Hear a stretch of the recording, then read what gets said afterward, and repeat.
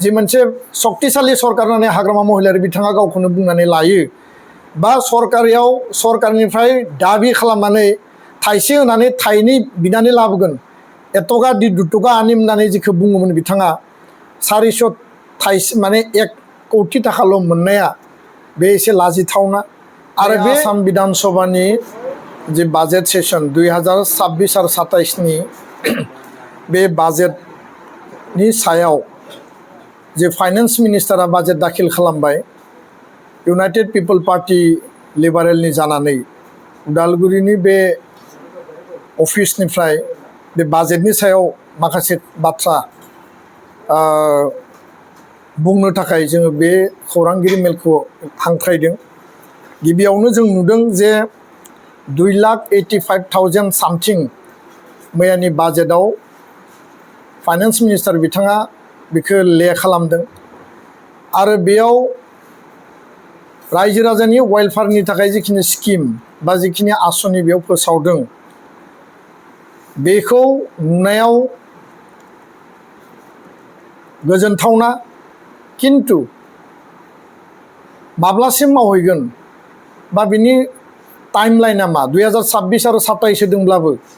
बेखौ जोङो बेखौसो बुजिदों जे 2031 सनसिम जे 5 बोसोरनि मोनसे भिजन डकुमेन्ट बायदिसो जों नुदों कारण बेयाव स्पेसिफिक टाइम जेबो मेनसन खालायाखै जे माब्लासिम बेखौ मावफुंहैगोन आरो बिनि थाखायनो बेयाव रायजो राजानि जिखिनि एसपिरेसन आरो एक्सपेक्टेसन दङमोन माब्ला फुलफिल जाहैगोन बेयाव कुनु थिरां लिरनानै बा बुंनानै होनाय जायाखै। बे बाजेटआव जों नुबाय जे बिटिसिनि थाखाय 9 जिल्ला आरो गोदानै हाबनाय शनितपुर आरो बिश्वनाथ इनक्लुडिं 401 कौटि थाखा बेयाव एसअपिडि स्टेट अन प्रायोरिटी डेभलपमेन्ट जेनेरेलनि हेडआव बेयाव होनाय जादों आरो वेलफेयार अफ बड'लेण्ड डिपार्टमेन्टनि गेजेरजों टटेल एसअपिडि आरो सेलारि हेड 4,028 कौटि थाखा बेयाव लिरनानै होनायखौ जों नुदों। दा बेयाव जों जुदि नायोब्ला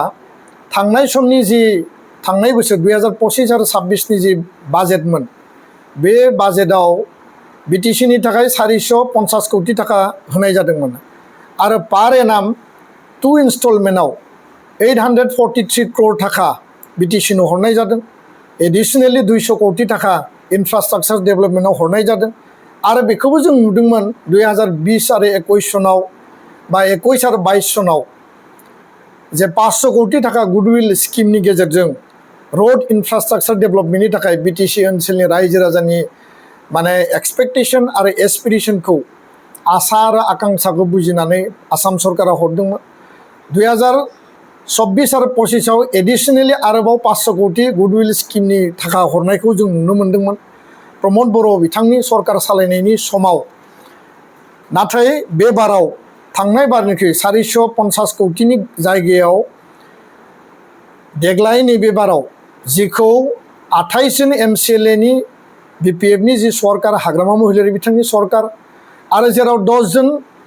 बिपिएफनि एमएलए दङ 4 बिजेपिनि 14 जन एनडिएनि माने एमएलएफोर दङ 2 मन्त्रि दङ। बेबायदि थासारियाव जि मोनसे शक्तिशाली सरकार होननानै हाग्रामा महिलारि बिथाङा गावखौनो बुंनानै लायो बा सरकारनिफ्राय दाबि खालामनानै थाइसे होनानै थाइनै बिनानै लाबोगोन एतगा दुटका आनिम होननानै जिखौ बुङोमोन बिथाङा 400 थाइसे माने 1 कौटि थाखाल' मोननाया बे एसे लाजिथावना आरो बे 35 लाख बिटिसि बासि रायजो राजानि जि हप्स एन्ड एसपिरेसन जि एक्सपेक्टेसन बिनि सायाव बिथांमोना जिखिनि बिसायख'थियाव प्रतिश्रुति होदों जिखिनि कमिटमेन्ट होदोंमोन 2 लाख थाखा इयुथनो होगोन बायदिसिना बेनिफिसियारि हिताधिकारी स्किम होगोन बेखौ फुलफिल खालामनांगौआ मोगथाङाव जाफुंसारगोन होननानै जों साना आरो बेबायदि भुवा प्रतिश्रुतिनि गेजेरजों एसेबां पावारफुल शक्तिशाली मेजरिटी सरकार कारण इउपिपिएलनि समाव प्रमद बर' बिथांनि सरकारनि समाव माइनरिटी सरकारमोन मिलिजुलि सरकारमोन इउपिपिएल आरो बिजेपिनि किन्तु दिनै 28 जन एमसिएलएनि सरकार 10 जन एमएलए दङ। बेबायदि सरकारनि समावबो बाजेटआ खमायनानै हरजानाया थारैनो लासिंसिं आरो बे बेलायाव बेखौबो आं बुंनो नागिरो जे थांनाय बोसोरनि बाजेटआ 2,63 crore आरो देग्लाय 2,85 crore तारमाने थांनाय बारनिख्रुइ देग्लाय बारायदोंसो whereas सेन्ट्रेलनिफ्राय फैसाखौ खम मोनदों होननानै बिथांमोना बुंनानै रायजो राजाफोरखौ बुजायनो बा फुस्लिमनो थाखाय नाजादों जेखिजाया बे बारनि बाजेटआव बिटिसिनि थाखाय गोजोनथावना नङा आरो बेखायनो इउनाइटेड पिपल पार्टी लिबारेलनिफ्राय जोंनि दोलोनिफ्राय जोङो खावलायो आसाम सरकारखौ जे फैबाय थानाय समाव बाजेटखौ एनहेन्स खालामनानै आर्मार्क खालामनांगौ आरो बारायनांगौ बे खोथाखौ जोङो दिनै दाबि दैखाङो